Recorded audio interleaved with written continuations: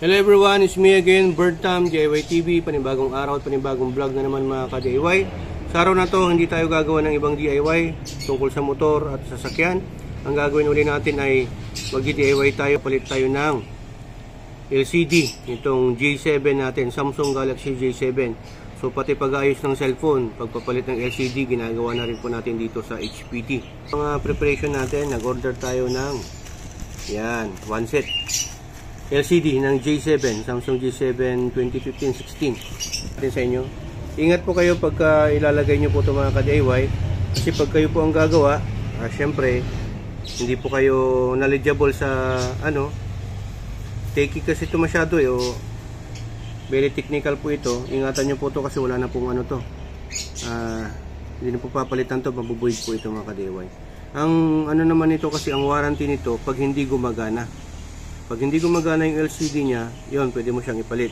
Pero pag nasira mo to, na-crack mo to, hindi na yon. Kasi problema mo na yun. Ikaw nang may kasalanan nun.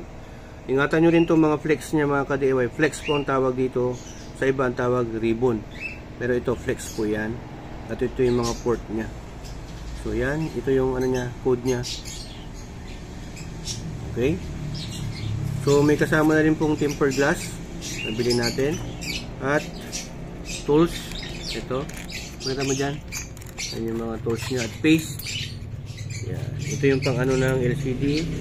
So, hindi ito pang ng gitara, yung cords tools yan, saka ito, diba?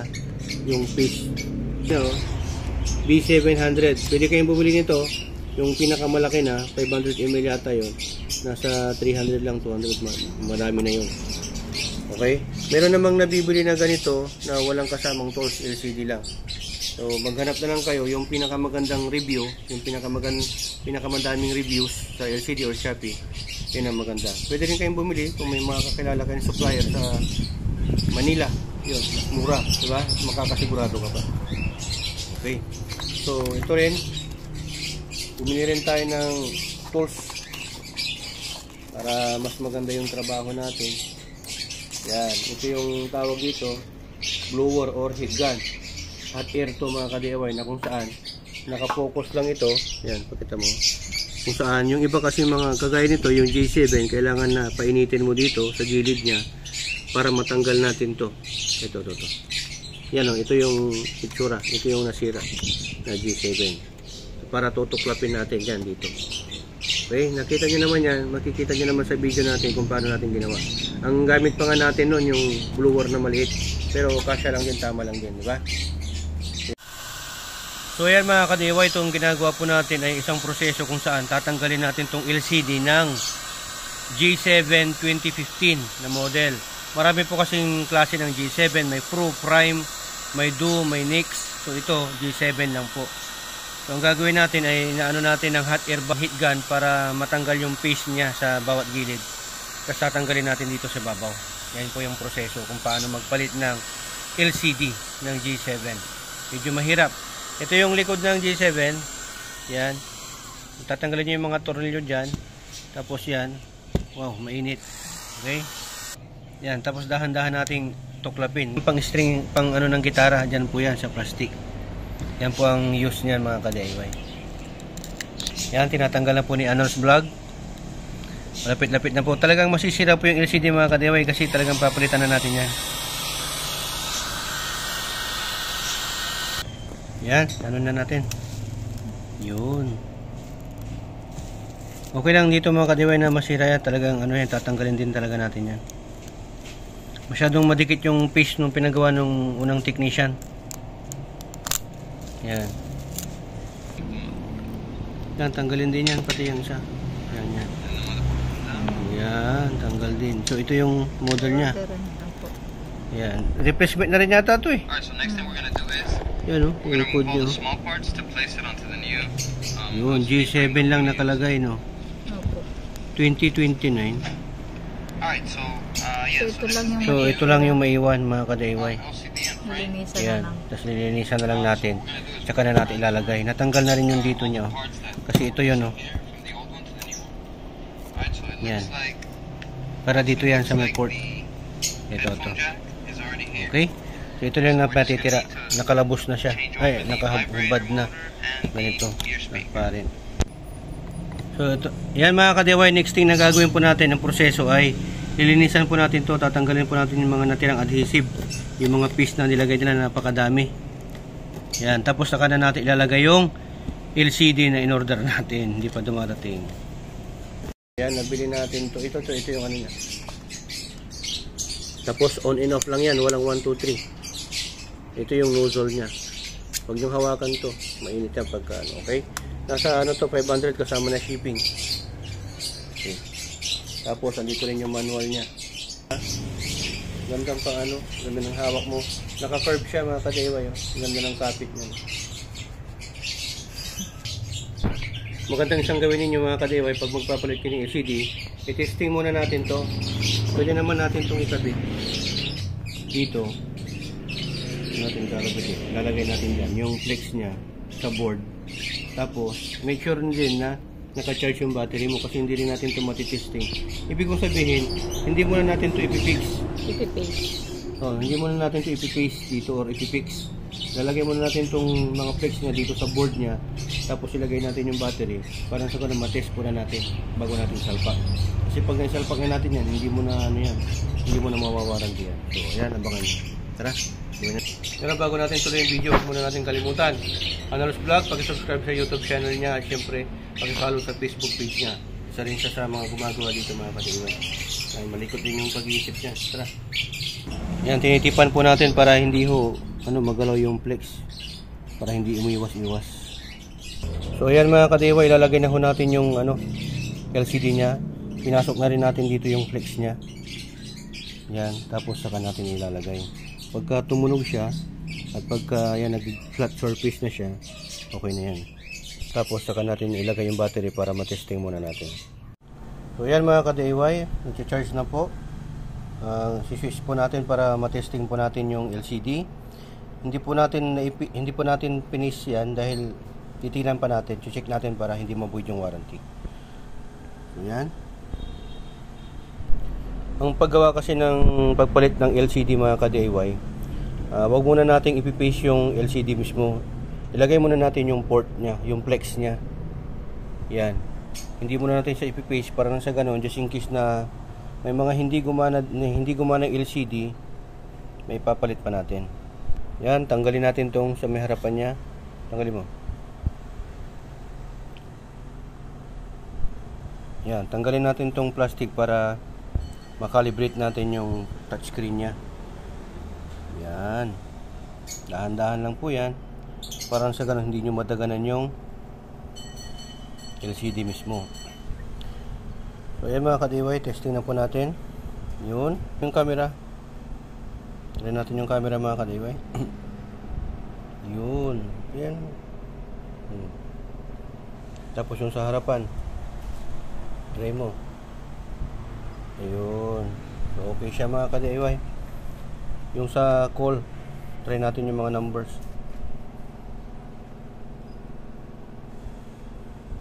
Yung number 1, 2, 3. Yun. Yan, gumagana lahat. Sign number, asterisk, 0, back, call. Yan, okay naman. Yung sa may alphabet lang, try natin. Message, sige. Compose. Yun. Compose.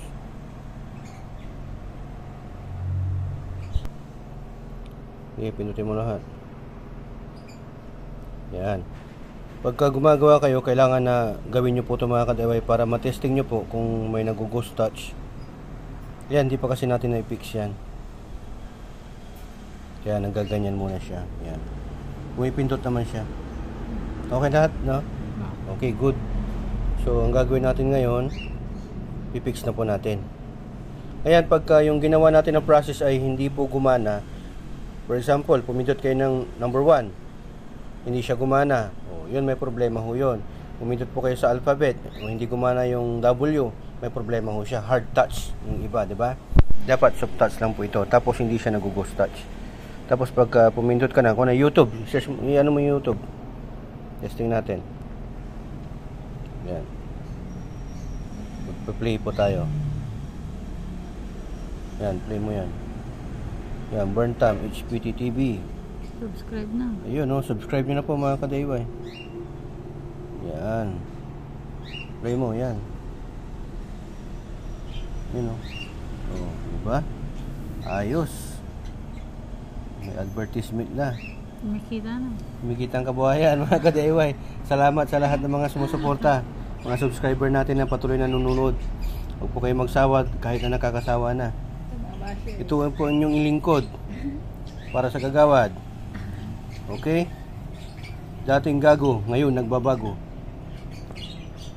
Ayos, balik mo na, gawin na natin. So yan mga ka-DIY, papatayin ho muna natin para maipis na po natin yung LCD mismo. Okay? Patay mo na. Napatay na po natin yung cellphone. So ang next thing na gagawin natin ay tatanggalin natin yung flex para matanggal natin yung LCD at talagyan na po natin ang flex. Ingat po kayo mga ka-DIY sa pagtanggal po ng flex para hindi ho maputulan. Ayan yung diskarte. Yun, pag natanggal na, iangat lang natin yan, dahan-dahan. Yun. Tapos, yan, lalagyan natin ng paste. Itong, edge nya, dito sa may gilid-gilid. Huwag yung isamang lagyan tong camera ha. Tapos yung mga, ng board ha. Dapat sa gilid lang po talaga dito. Saka dapat kunti lang po yung ilalagay natin.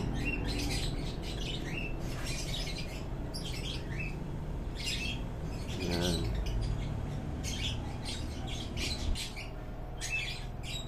Tiyaga lang po dito sa paggawa ng cellphone mga ka-DIY dahil very technical po itong trabaho na to. Dapat may nalalaman po kayong konti. Yan. Mag-research kayo, manood kayo ng mga kung paano ho magtanggal nito. Parang ganito ho, bago kayo magtanggal.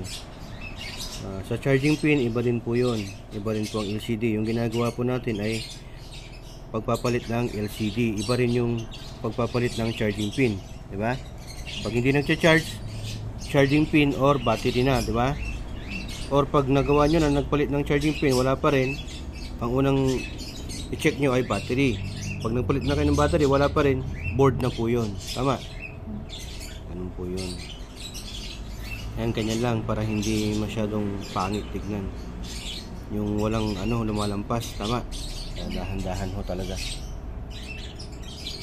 Okay. So ayan mga ka-DIY, nalagyan na po natin ng paste. Ang next thing na gagawin natin ay ilalagay na po natin yung LCD. Yan, pinasok natin yung flex nya. Tapos ilalapat na natin yung LCD. Pati make sure na nailagay nyo na rin yung button nya. Yan. Okay. Tapos yung mga button dito, hindi na po natin tinatanggal yan mga ka-DIY. Hindi na ho kasamang matatanggal yan. So yan, ilalapat na ho natin. Tapos lalagay na natin yung flex nya. Yan, next tip na gagawin ho natin mga ka-DIY, ilalagyan ho natin ng tape para na sa ganung kumapit maigi yung LCD. Ang iba ang ginagawa dyan yung rubber band, di ba? Pwede rin yun, mas maganda yun pag ayaw nyo lagyan ng tape. Yung tape na to, huwag nyo munang tanggalin, mga 5 days. Kung hindi kayo nagmamadali, kahit 1 week, para mas matibay talaga yung kapit. Tapos ito, ilapat nyo, kasi baka hindi nakalapat. Nalagyan ho natin ng tape para magkaroon po ng reinforcement yung dikit, yung pandikit mga ka-DIY. Yan yung takip ng flex, kailangan na mailagay ho natin yan para sa ganun hindi na po matanggal-tanggal yung flex. Yan, umapat na, tipa mo na. Yan mga ka-DIY, next tip uli na gagawin natin ay lalagyan na natin yung mga tornilyo. Tinanggal natin. Mas maganda yung ganyan sa gamit namin, may magnet ho yan. Pag malilit na tornilyo kasi pagka mawala mo yan, mahirap hanapin. Kaya dapat may magnet. Yun. Yan, last but not the least. Tapos, good to go na yan. Ito, hindi muna natin nilagay yung yung takip dito sa likod para nang sa ganun ma-observe muna natin mga ka-DIY. Okay? Madali na naman ilagay yun eh. Tapos, itong nya. Oo. Screen protector nya. Tsaka na natin ilalagay pag natanggalan natin yung tape. Saglit lang din naman yan. Diyan lang natin sama sa DIY. So yan, siniswitch na po natin para matesting natin uli.